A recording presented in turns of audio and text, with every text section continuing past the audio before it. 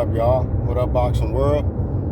Salute to David Benavidez. Shout out to both David Benavidez and Plant for putting on a great performance. It definitely lived up to the hype.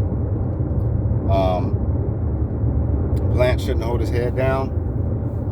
Both fighters showed the potential that we thought both of them had. It's just that Plant showed his max potential in the early rounds, and David Benavidez finished strong, and he, I guess, one of the judges to edge the fight.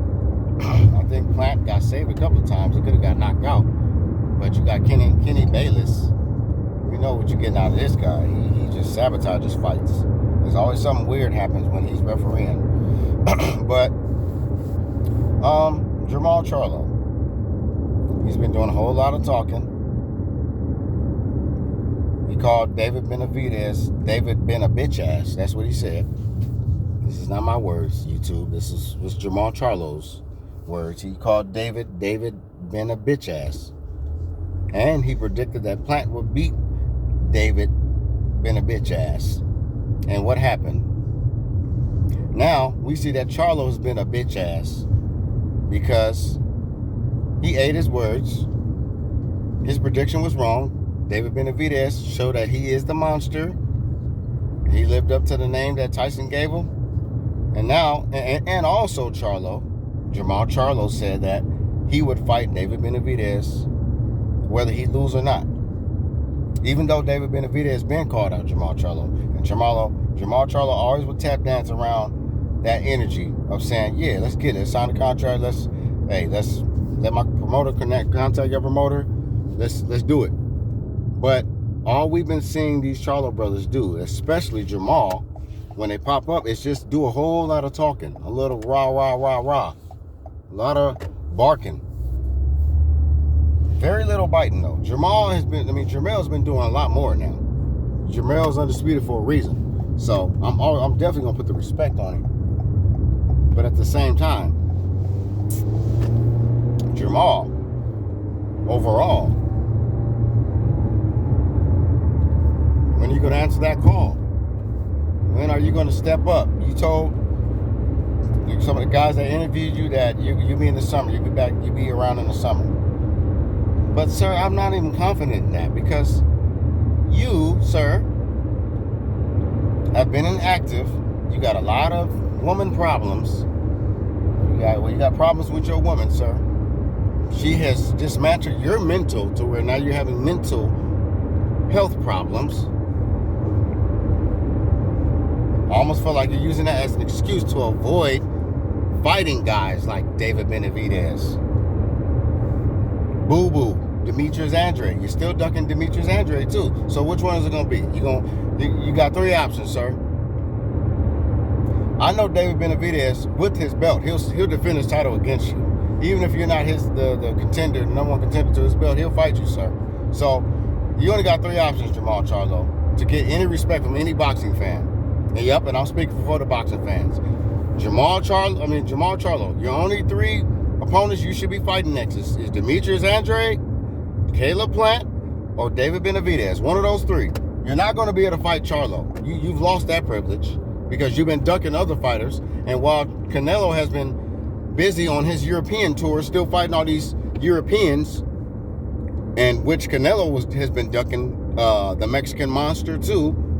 Canelo's been ducking. Actually, we know who Canelo's been ducking. He's been ducking three fighters. Canelo, yes. He's been ducking David Benavidez. He's been ducking Jermall Charlo. And he's been ducking Boo Boo, Demetrius Andrade. Who are they both fighters? Yeah, right. Everybody been ducking Boo Boo.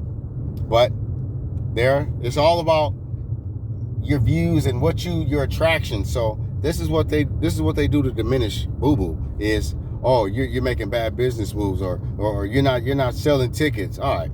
But I put Boo Boo's skill set against any of the other fighters I just mentioned, and he probably will beat all of them. But that's a topic for another day. Canelo is not going to fight Jermall Charlo now only because Jermall Charlo has not been active enough.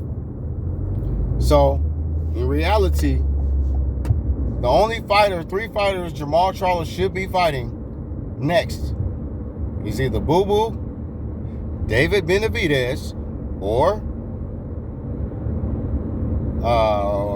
Plant. Any one of those three. If not, take a hike, buddy. Nobody wants to see you anymore. It's like you're still getting intoxicated, ain't you, sir?